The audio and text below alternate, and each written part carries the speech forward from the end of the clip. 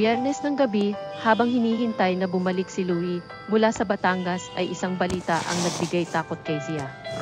Ayon kay Maricar ay may tsansang makulong ng hindi bababa sa 10 taon ang kapatid. Habang ang ama naman ay isinugod sa ospital dahil sa acute hemorrhage at kailangang operahan agad. Dali-dali namang napasugod si Zia sa ospital habang tinatawagan ang asawa. Ngunit hindi ito sumasagot at nag-iwan lang ng mensahe. Louie, nasa Batangas pa ako. Kung may kailangan kay si Secretary Alice na ang kausapin mo. Tumawag siyang muli hanggang sa sumagot ito. Louie, si Papa, iyak niya. Kailangan mo ba ng pera? Nag-text na ko na si Alice na lang ang kausapin mo.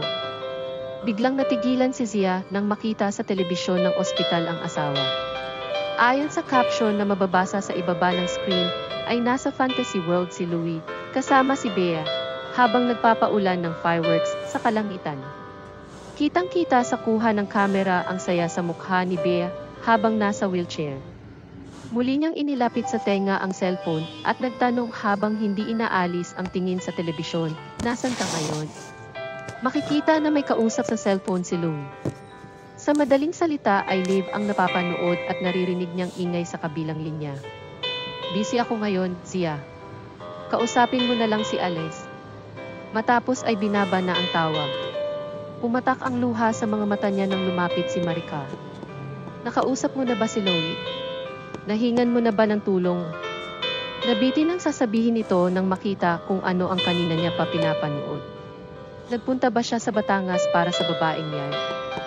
Sandali, natatandaan ko siya. Hindi ba yan yung babaeng laging bumibisita kay Louie noong nakuma ito? Sinasabi ko na nga ba na may hindi tama sa dalawang yan, galit na wika ni Maricar. Ngunit ilang sandali pa ay natauhan din, "Zia, wag mo na lamang pansinin iyong sinabi ko. Kailangan natin ang tulong ni Louie. Siya lang ang pag-asa natin ngayon," patuloy nito. Marahas na pinunasan ni Zia ang luha at tinawagan si Alice. Baka sakaling mabigyan siya ng isa pang tseke o hindi kaya ay ang akses sa mga alahas ni Louie. "Ma'am Zia, hindi ko po kayo mapagbibigyan kung wala pong pahintulot ni Sir Louie. Ngunit kailangan na talaga ni Zia ng pera para sa ama. Kaya kahit labag sa kalooban ay hinubad niya ang diamond wedding ring." "Ma, isang lanyo to." Nabigla naman si Maricar. "Zia, nahihibang ka na ba?" "Hindi ma, hindi pa ko nasisiraan.